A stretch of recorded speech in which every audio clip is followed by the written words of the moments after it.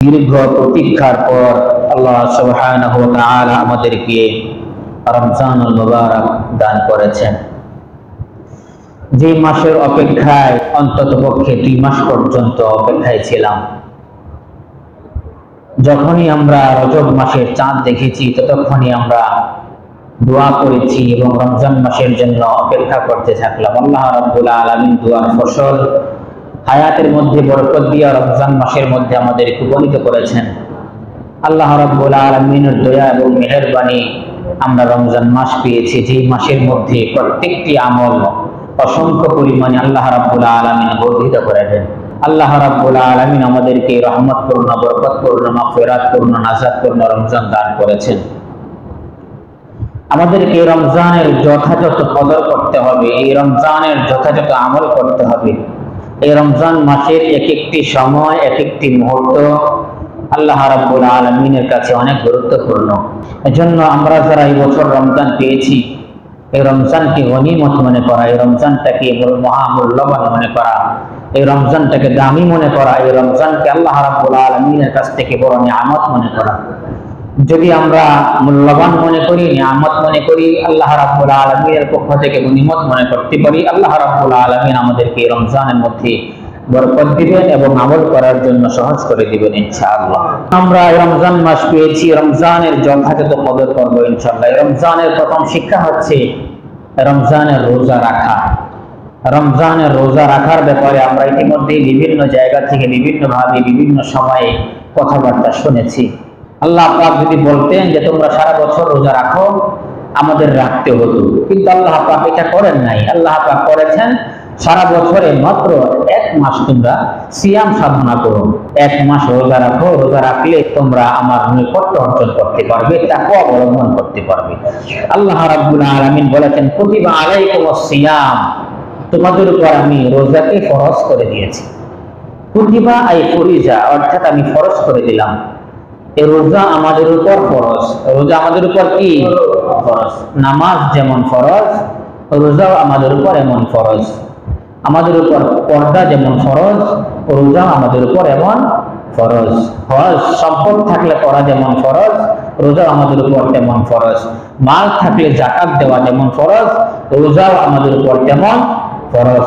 আমরা নামাজ পড়ি, রোজা রাখি, হজ করি, যাকাত দিই, দান সদকা করি, ইবাদত করি, জিকির করি, কোরআন তেলাওয়াত করি, সামাজিক উন্নয়নমূলক কাজ করি, তাসবিহ তাহলিল করি, যাই কিছু করি না কেন কোন আমলের বদলা আল্লাহ পাক কিন্তু নিজ হাতে দিবেন, এই কথা বলেন নাই। আল্লাহ পাক নিজেই হবে ওই আমলের পুরস্কার, কখনো কোথাও এটা বলেন নাই। আমরা হজ করি 7-8 লক্ষ টাকা খরচ করে, 7-8 লক্ষ টাকা খরচ করার পরেও আমরা যে হজ করি, এই হজের বদৌলতে, ওই হজের বিনিময়, এই হজের সওয়াবের ব্যাপারে আল্লাহ তাআলা কিন্তু বলেন না যে হজের বিনিময় আমি দিব অথবা আমি নিজেই হজের বিনিময়, আল্লাহ বলেন নাই। আমরা দৈনিক 5 বার নামাজ পড়ি ফরজ, এই 5 ওয়াক্ত নামাজের ব্যাপারে আল্লাহ তাআলা বলেন নাই যে বান্দা 5 ওয়াক্ত নামাজ পড়ো, প্রতিটা নামাজের বদলা আমি নিজ হাতে দিব, আল্লাহ তাআলা এই কথা বলেন নাই। আমরা আমাদের সম্পদ থেকে যাকাত দিই। এই যে রমজান মাস চলে আসছে, যাকাতের সিজন চলে আসছে, যদিও সারা বছর যাকাত দেওয়া যায়, এই যাকাতের ব্যাপারে আমাদের মাল থেকে, আমরা ধন সম্পদ থেকে আমরা খরচ করি, যাকাত দিই, সদকাতুল ফিতর আদায় করি। আল্লাহ রাব্বুল আলামিন কিন্তু বলেন নাই যাকাত দিলে আমি তোমাদেরকে আমার নিজ হাতে তোমাদেরকে পুরস্কৃত করব। একমাত্র আল্লাহ তাআলা রোজার ব্যাপারে কথাটা বলেছেন যে বান্দা তোমরা রোজা রাখবা, আর এই রোজার বিনিময়টা আমি আল্লাহ রাব্বুল আলামিন নিজ হাতেই তোমাদেরকে দান করব। বলে কেন? রোজা রাখাটা আল্লাহ রাব্বুল আলামিনের একটা সিফাত। আল্লাহ তাআলা খান না এবং পানও করেন না। আল্লাহ তাআলা পানাহার থেকে মুক্ত। বান্দারা যখন পানাহার থেকে মুক্ত থাকে, আল্লাহ রাব্বুল আলামিন বলেন বান্দা যখন তুমি আমার আদেশ পালন করেছো, আমার আদেশ ছিল সুবহ সাদিক থেকে সূর্যাস্ত পর্যন্ত তুমি না খেয়ে থাকবে, স্ত্রী সঙ্গম থেকে বিরত থাকবে। এই 2 কাজ থেকে যখন তুমি বিরত থাকলে আমি আল্লাহ তাআলা আমার পুরস্কার মহামূল্যবান, আমি আল্লাহ তাআলা কাল কিয়ামতের ময়দানে হাসরের দিনে আমি আমার নিজ হাতে অথবা আমি নিজেই তোমার জন্য পুরস্কার হয়ে যাব। আল্লাহ তাআলা বলেছেন কুতিবা আলাইকুমুস সিয়াম, তোমাদের উপর আমি রোজাটাকে ফরজ করেছি। ফরজ মানে বাধ্যতামূলক ইবাদত, ফরজ মানে করতেই হবে, আর নফল মানে ঐচ্ছিক ইবাদত। নফল মানে তুমি করলে সওয়াব আছে, না করলে কি নাই, গুনাহ নাই। আর ফরজ করলে সওয়াব তো আছেই, না করলে কি আছে, গুনাহ আছে। আল্লাহ রাব্বুল আলামিন রোজাকে ফরজ করেছেন। তারপর আল্লাহ তাআলা বলেন, কামা কুতিবা আলাল্লাযীনা মিন ক্বাবলিকুম লাআল্লাকুম তাত্তাকুন। শুধু তোমরা এটা মনে করো না যে শুধুমাত্র আমি তোমাদের উপরেই রোজা ফরজ করেছি, না না না। কামা কুতিবা আলাল্লাযীনা মিন ক্বাবলিকুম, যেমনি ভাবে তোমাদের পূর্বপুরুষরা, পূর্ববর্তী উম্মতেরা রোজা রেখেছেন, তোমরাও রোজা রাখো। আল্লাহ তাআলা এই কথা কেন বললেন? এই জন্যই বললেন আমরা যেন এটা মনে না করি যে আল্লাহ তাআলা আমাদের উপর জুলুম করেছেন, আমাদের উপর অন্যায় করেছেন, আমাদের উপর অত্যাচার করেছেন, আমরা কেন রোজা রাখবো? আগেকার উম্মতেরা তো রোজা রাখে নাই। আগেকার উম্মতেরা আরো বেশি রোজা রাখতো, তারা আরো বেশি নামাজ পড়তো। এমন হাদিসের মধ্যে আছে যে আল্লাহ রাব্বুল আলামিনের বান্দাগণ এক একজন জিহাদের ময়দানে 1000 বছর কাটিয়েছে।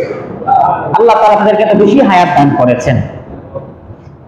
নবী এমন একজন নবী ছিল যিনি 950 বছর শুধু কালিমার দাওয়াতই দিয়েছেন। সুবহানাল্লাহ। আমাদের নবী কয় বছর দাওয়াত দিয়েছেন? মাত্র 23 বছর। 40 থেকে 63 পর্যন্ত কালিমার দাওয়াত দিয়েছেন। কিন্তু এমন একজন আল্লাহ রাব্বুল আলামিনের পয়গম্বর হযরত নূহ আলাইহিস সালাম, তিনি 950 বছর শুধু কালিমার দাওয়াতই দিয়েছেন। সুবহানাল্লাহ। তারপরে আল্লাহ রাব্বুল আলামিন বলেন যে তোমরা ঘাবড়াও না, তোমরা বিচলিত হও না, তোমরা মন ভেঙো না যে তারা 950 বছর দাওয়াত দিছে, 1000 বছর জিহাদের ময়দানে কাটাইছে, আমরা মাত্র 60-70 বছর হায়াত পায়া কিভাবে পূর্ববর্তী উম্মতদের থেকে আগে জান্নাতে যাব বা আমি হইতে পারবো? আল্লাহ রাব্বুল আলামিন বলেন, কোনো ভয় নাই, আমি রমজান মাসে তোমাদেরকে এমন একটি রাতও দান করেছি, এমন একটি রাত দিয়েছি যে রাতটা 950 মাস না, যে রাতটা খায়রুম মিন আলফি শাহর, 1000 মাসের চাইতে শ্রেষ্ঠ হলো একটা রাত্রি।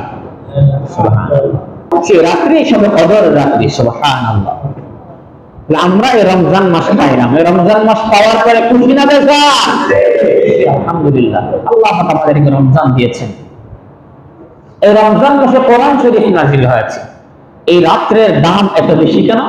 বল, এই রাত্রে আল্লাহ তাআলা কি নাযিল করেছেন? কোরআন শরীফ নাযিল করেছেন। এই কোরআন শরীফ এমন একটি পরশ পাথর, আমরা পরশ পাথরের নাম শুনেছি যে পরশ পাথর লোহার সাথে লাগলে কি হয়ে যায়? স্বর্ণ হয়ে যায়। পরশ পাথর যার সাথে লাগে ওইটা কি হয়? স্বর্ণ হয়। বলে কোরআন শরীফ এই একটা পরশ পাথরের সাথে তুলনা করা যায় না। তারপর একটা এক্সাম্পল দিতে যায়, বলা যায় যে কোরআন শরীফ পরশ পাথরের মতো, এই কোরআন শরীফের সাথে যার ছোঁয়া আছে লোহা থেকে সোনা হয়ে গেছে। সুবহানাল্লাহ। সাহাবায়ে কেরাম কোরআন শরীফের সাথে সম্পর্ক রেখেছেন, কোরআন শরীফের সাথে স্পর্শ হয়েছেন, কোরআন শরীফকে মহব্বত করেছেন, কোরআন শরীফ মান্য করেছেন, অনুযায়ী জীবন যাপন করেছেন। আল্লাহ রাব্বুল আলামিন বলেন, আমি তাদের উপর সন্তুষ্ট হয়ে গেছি, তারা আমার উপর সন্তুষ্ট। সুবহানাল্লাহ। কিন্তু কোরআন শরীফ যেহেতু রমজান মাসে নাযিল হয়েছে, আল্লাহ রাব্বুল আলামিন বলেছেন, শাহরু রমাদান আল্লাযী উনজিলা ফীহিল কুরআন, এই কোরআনকে আমি রমজান মাসে নাযিল করেছি, অবতীর্ণ করেছি। কোরআন শরীফ কোন মাসে নাযিল করেছেন? রমজান মাসে নাযিল করেছেন।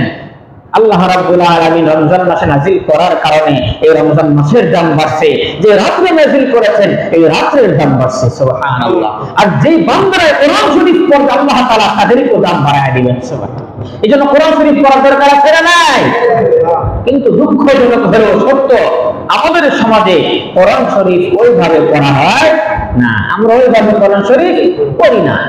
সারা বছর তো অধিকাংশই সারা বছর তো আমরা পড়ি না, কিন্তু রমজান মাস আসলে পরেও অনেকে আমরা কোরআন শরীফ পড়ি না।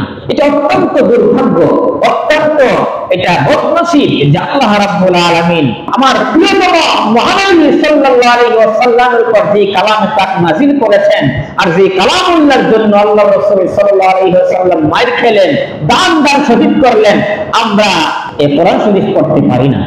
এই কোরআন শরীফ না পড়ার পিছনে আমরা যারা প্রাপ্তবয়স্ক আছি এটা আমরাই দায়ী। না পড়ার এর পিছনে অন্য কেউ দায়ী না, এটা আমরাই দায়ী।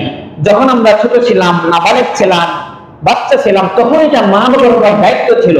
যখন থেকে আমি বালেগ হলাম, প্রাপ্তবয়স্ক হলাম, তখন থেকে যেভাবে সংসার চালানো আমার দায়িত্ব, পেটের ইনকাম করা আমার দায়িত্ব, আমার পরিবারকে সামলানো আমার দায়িত্ব, পরিবার পরিজনকে নিয়ে ম্যানেজ করে চলা এটা আমার দায়িত্ব, সবাইকে বোঝানো আমার দায়িত্ব, সবার সাথে সুসম্পর্ক রাখা এটা আমার দায়িত্ব। তদ্রুপ কোরআন শরীফ শিক্ষা করা এটাও আমার দায়িত্ব ছিল। কারণ আল্লাহর রাসূল সাল্লাল্লাহু আলাইহি ওয়াসাল্লাম বলেছেন, ইলমে দ্বীন শিক্ষা করা প্রত্যেক মুসলমান নরনারীর উপর ফরজ। প্রত্যেক মুসলমান নরনারীর উপর কি ফরজ? নামাজ যেমন ফরজ, রমজান মাসে রোজা রাখা যেমন ফরজ, ইলমে দ্বীন শিক্ষা করাও প্রত্যেকটা মুসলমানের উপর ফরজ। অনেকে এমন বলতে পারে যে আমি জানিও না মানিও না, আমি জানলাম না মানলাম না। জেনে অপরাধ করা আর না জেনে অপরাধ করার মধ্যে পার্থক্য আমরা করি। যে আমরা তো জানি না, আমরা একটা গুনাহ করে ফেললাম, কিন্তু অনেকে তো জানে, জানার পরেও সে এই গুনাহটা করলো। না জেনে করলে আল্লাহ পাক মাফ করবেন, আর জেনে করলে আল্লাহ পাক মাফ করবেন না, এটা আমরা অনেক সময় বলি। কিন্তু এখানে একটা লক্ষণীয় বিষয় হলো আল্লাহর রাসূল সাল্লাল্লাহু আলাইহি সাল্লাম যে বলেছেন যে ইলমে দ্বীন শিক্ষা করা, দ্বীনে ইলম শিক্ষা করা প্রত্যেকটা নরনারীর উপর ফরজ করে দিয়েছেন, পুরুষ এবং মহিলার উপর ফরজ। যারা ইলমে দ্বীন শিক্ষা করলো তারা এই ফরজটা আদায় করলো। তারা কি করলো? এই ফরজটা আদায় করলো। যারা ইলমে দ্বীন শিক্ষা করলো না, তারা এই ফরজটা আদায় করলো না। এখন আপনারাই বলেন, যারা ফরজ আদায় করে না তাদেরকে সওয়াব হবে না গুনাহ হবে? গুনাহ হবে। আমি শরীয়তের সমস্ত মাসআলা মাসাইল ফতোয়া অর্জন করার কথা বলি না। আমি কোরআন হাফেজ হওয়ার কথা সবাইকে বলছি না, আলেম হওয়ার কথা সবাইকে বলি না, মুফতি মুহাদ্দিস হওয়ার কথা সবাইকে বলি না। আল্লাহর রাসূলও বলেন নাই। আল্লাহর রাসূল বলেছেন যে সকাল থেকে সন্ধ্যা, সন্ধ্যা থেকে সকাল পর্যন্ত তুমি যেই কাজ করো, দৈনন্দিন বিষয় তুমি যা করো, এই বিষয় সম্পর্কে তোমার জ্ঞান থাকতে হবে, শরীয়তের জ্ঞান থাকতে হবে। যদি শরীয়তের জ্ঞান না থাকে তাহলে তুমি শরীয়ত ছাড়া শরীয়তের বাইরে কাজ করবা। এজন্য আমি যদি ব্যবসা করি, এই ব্যবসা সম্পর্কে আমার জ্ঞান থাকতে হবে, আমার ইলম থাকতে হবে। আমি যদি চাকরি করি, এই চাকরি সম্পর্কে আমার জ্ঞান থাকতে হবে। আমি যে নামাজ পড়তেছি, নামাজ সম্পর্কে আমার জ্ঞান থাকতে হবে। আমি কোরআন শরীফ পড়তেছি, কোরআন শরীফ সম্পর্কে আমার জ্ঞান থাকতে হবে। অর্থাৎ রাসূলুল্লাহ সাল্লাল্লাহু আলাইহি ওয়াসাল্লাম এতে বুঝাইতে চাইলেন, দৈনন্দিন জীবনে তোমরা যা করো প্রত্যেকটা বিষয়ে তোমার ইলম অর্জন করা এটা ফরজ। এটা কি? এটা ফরজ। যদি ইলম অর্জন না করো তাহলে তোমরা গুনাহগার হবে।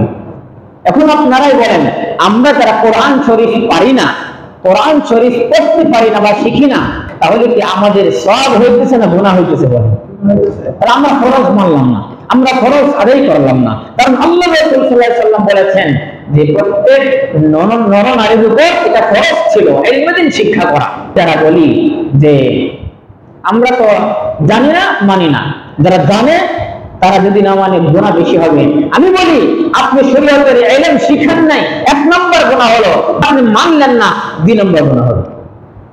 কিন্তু যারা জানার পর মানলো না শরীয়তের বিষয়টা, তারা তো একটা বিষয় জেনেছে যে এইটা করলে সওয়াব, এটা করলে গুনাহ, বা শরীয়তের কোরআন শিখলো, হাদিস শিখলো, নামাজ শিখলো, রোজা শিখলো, হজ শিখলো, যাকাত শিখলো, ব্যবসা বাণিজ্য কিভাবে করতে হবে এটাও জানে, চাকরি কিভাবে করতে হবে এটাও জানে। কিন্তু আমি তো কোরআন পড়লাম না, হাদিস পড়লাম না, নামাজ কিভাবে পড়তে হয় আমি সেটাও শিখলাম না, কোন রাকাতে কোন সূরা কিভাবে পড়তে হয় সেটাও আমি জানি না, ফরজ নামাজে কোন কোন সূরা মিলাইতে হয়, সুন্নাত নামাজে কোন কোন সূরা মিলাইতে হয়, ইমামের পিছনে নামাজগুলো কিভাবে আদায় করতে হয় মাসবুক হলে, ইমামের পিছনে কিভাবে আদায় করতে হয় মুদরিক হলে, লাহেক হলে তার হুকুম কি, এইগুলো তো আমরা অনেকেই জানি না।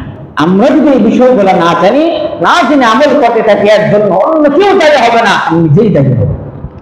এই জন্য রমজান এটা শিক্ষা দেয় যে কোরআন শরীফ রমজান নাজিল হয়েছে, সুতরাং তোমরা কোরআন শরীফকে শিক্ষা করো।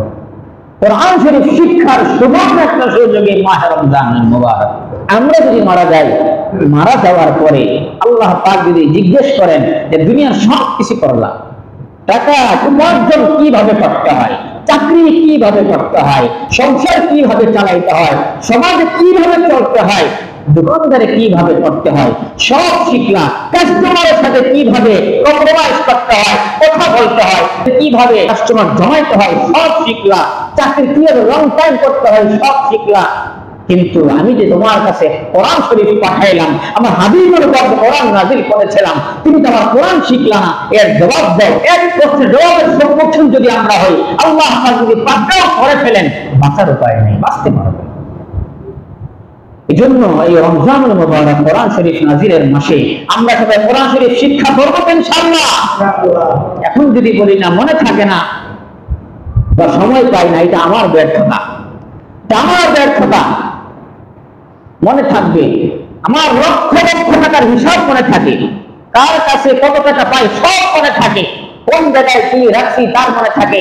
একজনে আমাকে 10 বছর আগে একটা দুঃখ দিয়েছিল, কষ্ট দিয়েছে, 15 বছর 20 বছর আগে একটা আঘাত দিয়েছে, তার প্রতিশোধের কথা আমার মনে থাকে। কিন্তু কোরআন শরীফ পড়লে কেউ মনে থাকবে না। অথচ আল্লাহ রাব্বুল আলামিন বলেছেন, আমি কোরআন শরীফকে সহজ করে দিয়েছি।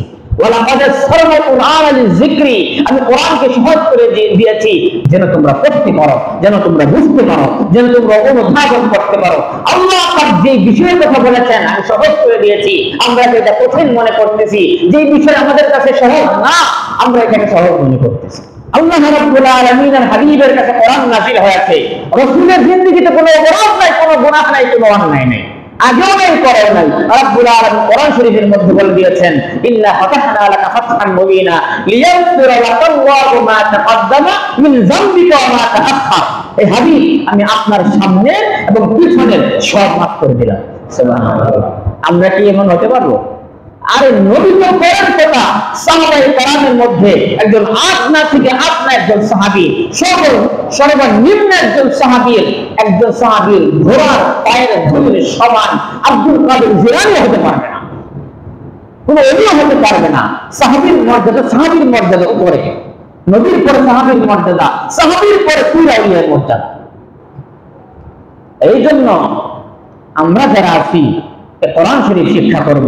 আল্লাহ রাসূল সাল্লাল্লাহু আলাইহি সাল্লামের কাছে যখন কোরআন নাযিল হইতো, রাসূলুল্লাহ সাল্লাল্লাহু আলাইহি সাল্লাম এত বেশি পরিমাণে কোরআন পড়তেন, সারা দিন খালি জিহ্বা নাড়াইতেন, সারা দিন খালি পড়তেন, পড়তে পড়তে ঘুমায় যাইতেন, রাত নাই দিন নাই সব সময় পড়তেন, রাতে উঠে পড়তেন। আল্লাহ রাব্বুল আলামিন বলেন, ও আমার বন্ধু, আপনি কোরআনের জন্য তো কষ্ট করেন, আপনি কোরআনকে মুখস্থ করার জন্য এত বেশি পরিশ্রম করেন, আপনার তো পরিশ্রম করার দরকার নাই। لا تحرك به لسانك لتهجر به إن علينا جمعه وقرآنه। আল্লাহ রাব্বুল আলামিন বলেন, لا تحرك به لسانك, আপনি আপনার জিহ্বাকে এত নাড়ায়েন না, আপনি এত বেশি করেন না, আপনি এত বেশি কষ্ট করেন না। لا لسانك لتهجر به إن علينا جمعه وقرآنه। আমি আল্লাহ রাব্বুল আলামিন দায়িত্ব নিলাম, এই কোরআনকে আমি আপনার সিনার মধ্যে জমা করে দেব। সুবহানাল্লাহ। এটা তো আল্লাহর রাসূলের ব্যাপারে আল্লাহ বলেছেন যে আমি জমা করব আপনার সিনার মধ্যে, আপনি তো কষ্ট করেন না। আর আমাদের কষ্ট তো কোরআনের পিছনে নাই, আমাদের কষ্ট কোরআনের পিছনে আছে, আমাদের কষ্ট কোরআনের পিছনে না, আমাদের কষ্ট দুনিয়ার পিছনে। এক কথায় ব্যবসার পিছনে, চাকরির পিছনে, বাড়ির পিছনে, নারীর পিছনে, সন্তানের পিছনে, গাড়ির পিছনে, সমাজের পিছনে, সব কিছুর পিছনে আমাদের চেষ্টা এবং আমাদের মেহনত। কোরআনের পিছনে আমাদের কোনো মেহনত নাই। এটা আমরা নিজেরা জরিপ করতে পারবো। রমজান মাস চলতেছে, 24 ঘন্টার ভিতরে আমি কোরআন শরীফ পারি অথবা না পারি, 24 ঘন্টার ভিতরে আমি কতটুকু সময় কোরআনের জন্য দিলাম, পারি অথবা না পারি, পারলে কতটুকু সময় দিলাম, না পারলেও শিক্ষার জন্য আমি কি পরিমাণ কোরআনের পিছনে সময় দিলাম। অথচ কোরআন নাযিলের মাস চলতেছে। আর আল্লাহর রাসূল যাকে আমরা মহব্বত করি, যাকে আল্লাহ রাব্বুল আলামিন মহব্বত করেন, যার জন্য আল্লাহ পাক সব কিছুই সাজাইলেন, যিনি সবার আগে জান্নাতে যাবেন, যার কাছে জান্নাতের চাবি থাকবে, যার আগে কোন নবী এবং রাসূল জান্নাতে প্রবেশ করতে পারবে না, উনি এই কোরআনের জন্য মেহনত করতে করতে জীবন শেষ করে দিয়েছেন। নিজের মাতৃভূমিতে থাকতে পারলেন না, নিজের ঘর পর্যন্ত ছাড়তে হলো কোরআনের জন্য। কোরআনের জন্য কোরআনের দাওয়াত দিতে যায় নিজের ঘর বাড়ি সংসার সব ছাড়লেন, দেশটা পর্যন্ত ছাড়লেন, দেশে থাকতে দিল না, দেশ থেকে তাড়ায় দিল। আর আমরা কোরআন শিক্ষার জন্য আমাদের কোনো বাধা নাই, সামাজিক কোনো বাধা নাই, পারিবারিক কোনো বাধা নাই। আমাদের বাবা মুসলমান, মা মুসলমান, ভাই মুসলমান, বন্ধু মুসলমান, সমাজ মুসলমান, দেশ মুসলমান, রাষ্ট্র মুসলমান। নামাজে বাধা নাই, কোরআনে বাধা নাই, জিকিরে বাধা নাই, কোথাও কোনো বাধা নাই। প্রয়োজনে সব জায়গা থেকে ইবাদতের জন্য আমাদেরকে সহযোগিতা করা হয়, ঠিক কিনা? সামাজিক ভাবে সহযোগিতা করা হয়, পারিবারিক ভাবে সহযোগিতা করা হয়। একজন লোক নামাজ পড়ে না, সেও আপনাকে নামাজের জন্য সহযোগিতা করে। একজন লোক কোরআন পড়ে না, সেও আপনাকে কোরআনের জন্য সহযোগিতা করে। একজন হিন্দু লোক, সেও নামাজকে শ্রদ্ধা করে। একজন হিন্দু লোক, সেও রোজাকে শ্রদ্ধা করে, রোজাকে সম্মান করে। অথচ আমরা মুসলমান দুনিয়ার সব কিছু শিখলাম, এই কোরআন শরীফে শিখলাম না। হাসরের ময়দানে আল্লাহ রাসূলের সামনে উম্মত বলে আমরা কিভাবে পরিচয় দিব? আমরা কিভাবে দাঁড়াবো যে আমি তো আপনার উম্মত? এজন্য আমি সবার পায়ে হাত রেখে বলতে চাই, এখনো পর্যন্ত প্রায় 20-25 দিন রমজান বাকি আছে। আমরা যদি এই কোরআনের পিছনে একটু সময় দেই, কারণ আমরা তো বাচ্চা না, বাচ্চাগুলো বুঝে না, বাচ্চারা বুঝে না কোনটা ডান কোনটা বাম, কোনটা উপর কোনটা নিচ, বুঝে না। শুধু তাদের মুখস্থ শক্তিটা আছে। তারপরেও বাচ্চারা আলিফ থেকে ইয়া পর্যন্ত পড়ে, সূরা ফাতিহা শেষ করে, সূরা নাস শেষ করে, কায়দা শেষ করে, আমপারা শেষ করে এবং পুরো কোরআন শরীফ তার মুখস্থ করে ফেলে মাত্র 8-9-10 বছর বয়সে। আমাদের তো বুঝ আছে, আমাদের মেধা আছে, আমরা বুঝি। আমরা যদি চেষ্টা করি, আমাদের কোরআন শিখতে এত সময় লাগবে না, অল্প সময় আমরা শিখে ফেলতে পারবো। কারণ আমরা সবকিছু বুঝি, সময় অল্প করলে বুঝতে পারবো। মেইন সমস্যা হলো আমরা সময়ই দিই না, আমরা সময়ই দিতে চাই না। এজন্য আমি সবাইকে উদাত্ত আহ্বান রাখতে চাই, মৃত্যুর আগে হলেও কোরআন শরীফটা শিখে তারপরে মরেন। মৃত্যুর আগে হলেও এই কোরআনকে শিখে তা পরিশুদ্ধ করে শিখে তারপরে আপনি ইন্তিকাল করেন।